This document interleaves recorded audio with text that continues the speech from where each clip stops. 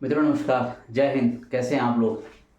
मुझे उम्मीद है कि आप सकुशल होंगे, अपने परिवार के साथ कुशल मंगल से होंगे और जीवन का आनंद ले रहे होंगे। मित्रों, जैसे कि आपको विदित है कि कल भारत में 4 राज्यों के चुनाव के परिणाम आए और परिणाम काफ़ी संतोषजनक हैं। बहुत अच्छा लगा।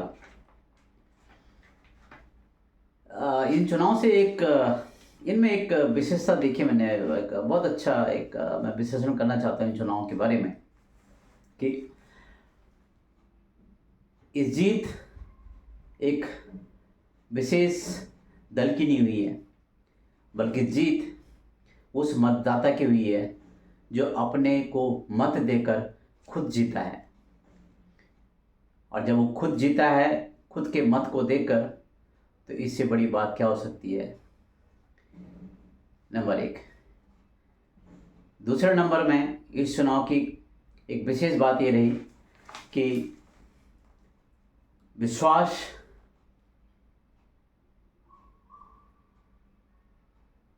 किस दल में किया जाना चाहिए वो जनता ने करके दिखाया। और उस विश्वास के साथ जनता को ये भी पता है कि विकास भी होगा। और जब हम विकास की बात करते हैं तो मित्रों ज़रूर गांव, शहर, ज़िला, ब्लॉक और आप सभी का और हमारे पूरा देश का विकास होता है। उस श्रृंखला में सभी आते हैं, तो सबका विकास होगा। तीसरी बात, ये बहुत अच्छा लगा कि जो मौजूदा जो सरकार है और जो उसमें लोग जो काम करने वाले हैं, उनकी नीति और नियति एक साफ सुथरी लगती है। और उस साफ सुथरी नीति और नियति को देखकर जनता ने मतदान का उपयोग किया और ये उपयोगिता उनके लिए भली भांति भविष्य में काम आने वाली है। चौथी बात, एक जो महत्वपूर्ण बात हुई है वो इसलिए हुई है और यूँ हुई है कि सुशासन के साथ साथ धर्म, इसका भी एक विशेष ख्याल रखा गया है। और यही तो चाहिए, सबका साथ सबका विकास। यही तो एक भारत का एक सर्वमान्य और सर्वोच्च एक डायलॉग है और इसी पे काम चल रहा है। और ये बहुत अच्छा लग रहा है कि अभी सबका विकास हो रहा है। पांचवी बात जो बहुत अच्छी लगी मुझे कि कई लोगों ने इस चुनाव को धर्म, जाति, पाति में बांटने की कोशिश करी और वोट बटोरने की कोशिश करे, लेकिन वो भी सफल नहीं हुए। अरे यार, समझ जाओ, अभी आपको अपना विकास करना है, देश में समृद्धि लानी है, तो जाति और धर्म को देख के कभी नहीं होगा। जाति, ये मत समझिए कि आपकी जाति बड़ी है तो आपको बहुत कुछ मिलेगा, जिसकी जाति निम्न है तो कुछ नहीं मिलेगा। ये निम्न और उच्च और कनिष्ठ और वरिष्ठ ये सब छोड़ दीजिए। भारतीय हैं और भारतीय रहेंगे, यही हमारी जाति है। पांचवी बात, ये तो एक ट्रेंड सा बन गया है।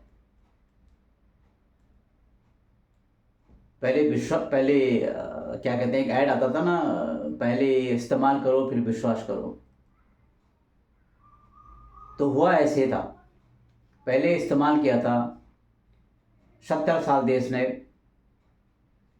एक विशेष पार्टी को इस्तेमाल किया था और विश्वास करते रहे, लेकिन जब रिजल्ट अच्छा नहीं निकला तो अब कुछ विगत वर्षों से, एक दशक से अब क्या हो रहा है कि इस्तेमाल किया और विश्वास किया, और वो विश्वास अभी जारी रहेगा, वो रुकने वाला नहीं है मित्रों।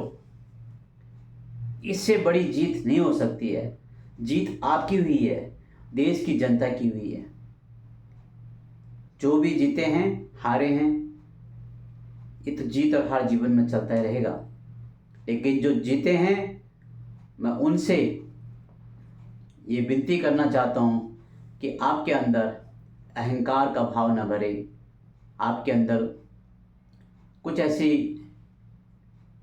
हरकतें न आए कि आप समाज के लिए एक अच्छी मिसाल न दे पाए।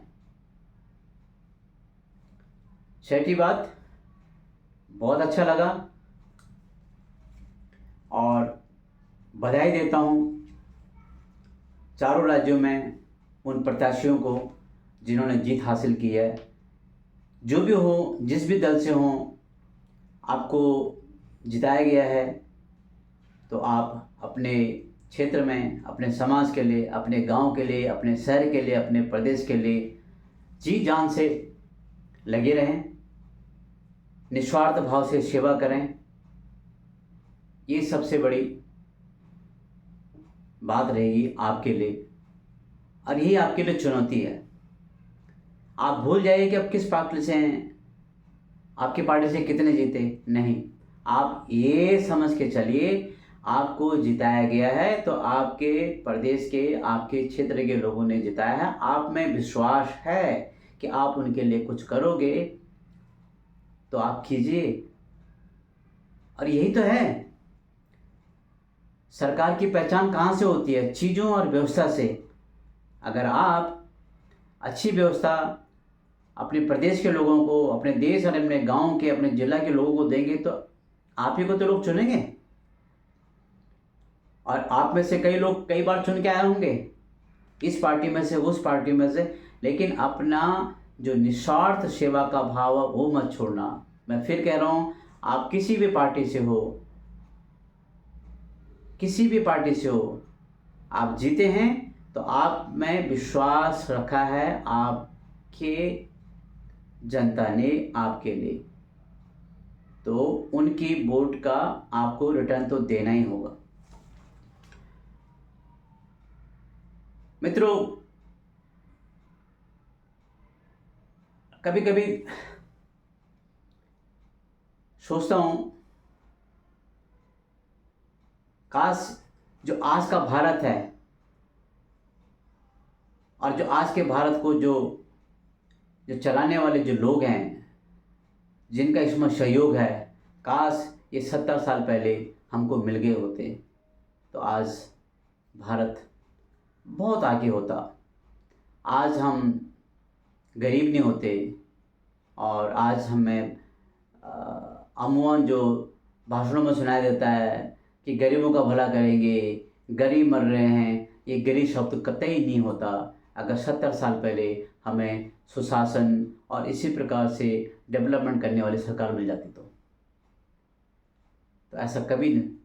आज भी हम विदेशों में रहते हैं तो कई बार लोग कहते हैं गरीब लोग हैं, ये है वो है, बलगाना ढिगाना हमें सुनने मिलता है। लेकिन अब धीरे धीरे ये शब्द हमें सुनने को नहीं मिलते। अब क्या सुनने का मिलता है? वाह, India is a great, Bharat आगे बढ़ रहा है। और यही तो चाहते थे, और यही युवा पीढ़ी चाहती है। ये बहुत अच्छी बात है कि हमारी जो जनरेशन है, जो आने वाली जनरेशन है, उनका भविष्य तो बहुत ही उज्जवल है, सुनहरा होगा। और जो हम मिडिल एज में हैं, हम भी ये देख के जाएंगे। और जो हमारे जो पूर्वज हैं, जो 70-80 साल के हैं समय, वो भी शायद मन ही मन में खुश रहेंगे। अगर उनकी आंखों में थोड़ी सी भी रोशनी होगी तो वो भी देख रहे होंगे, सुन रहे होंगे हमारे देश की प्रशंसा, हमारे देश के विकास की बातें उनके कानों में गूंज रहे होंगे। वो भी खुश रहे होंगे और खुश हो रहे होंगे।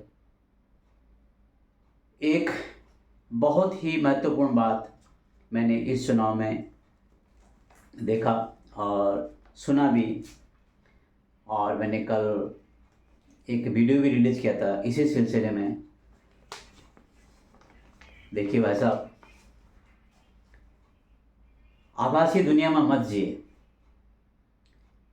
कुछ लोग आभासी दुनिया में जी रहे हैं, सपनों की दुनिया में जी रहे हैं। मेरा कहने का अर्थ, आभास फेसबुक, व्हाट्सएप, उसके भरोसे वो चल रहे हैं कि वाह मैं तो जीतने वाला हूँ, मैं ये करने वाला हूँ, मैं ये करने वाला हूँ। नहीं, ज़मीनी हकीकत में जाइए, अपने आप को पहचानिए, धरातल पर उतारिए, तब आपको पता चलेगा कि आप हकीकत में किस दुनिया में हैं और आपकी जो स्थिति है वो कैसी है। अगर अच्छा है उसको और बेहतर कीजिए, अगर ठीक नहीं है तो उसको ठीक करिए। और एक महत्वपूर्ण बात और सीखी, क्या है रे,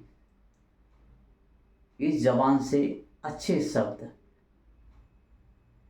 बाहर निकालिए, किसी के लिए भी मत बोलिए किसी को आप शब्द। हमारे पूर्वज हमें एक बात सुनाते थे, उसको मैं अपने उत्तराखंडी भाषा में बोलना चाहता हूँ। वो कहते थे, अरे लाटा अग न मुछो पैसे जलेगा, अरे लाटा अग न मुछो पैसे जलेगा। तो हम बोलते था, ए माँ जी, ए बाबा जी, ये क्या हुआ है, इसका मतलब क्या हुआ। तो वो कहते थे, बेटा लकड़ी जो जलती है ना चूल्हे में, तो आगे वाला ऐसा जलता है तो पीछे वाला खुश होता है, और वो जल रहा है जल रहा है जल रहा है, लेकिन वो पीछे वाले को ये इस बात का आभास नहीं कि आगे जलेगा तो पीछे भी आएगा। तो कितनी बड़ी बात बोलते थे और कितनी समझ थी उन लोगों की, क्या विचार थे कि आगे वाला ऐसा बोलता है जलने देना, मेरा क्या बिगाड़ेगा, मैं तो पीछे हूँ, लेकिन वो आगे लकड़ी जलती है ना, आपको देखो तो जलते जलते जलते जलते उसका कोयला राख बन जाता है, पीछे में जल जाता है। वैसे ही है, कुछ अपशब्द शब्दों का प्रयोग, अभद्र भाषा का प्रयोग, जो कल और जो पिछले इस चुनाव में जो कुछ सो कॉल्ड लोगों ने किया, उसका रिजल्ट निकल चुका है। क्या ज़रूरत है इन सब बातें बोलने की। अरे अच्छा बोलो, अच्छा करो, समाज आपको पहचानेंगे, आपको जानेंगे। आप अच्छा बोलोगे, अच्छा करोगे तो लोग आपकी पहचान अच्छा ही होगा ना, तो आपको उसका अच्छा ही परिणाम मिलेगा। लेकिन आप अच्छा होते भी आपने दो शब्द ऐसे बोल दिए कि आपका नुकसान करना पड़ा। और जनता बहुत समझदार है। एक बात और बोलना चाहता हूँ, धन्यवाद है जनता के लिए जिन्होंने सही प्रत्याशियों का चुनाव किया है, सही दल का चुनाव किया है।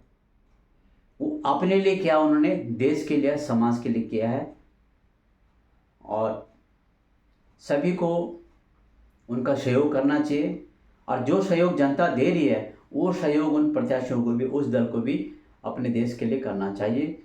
अपने समाज के लिए अपना समर्पण कीजिए, यही मानव सेवा है, यही मानव धर्म है। तो मित्रों, अब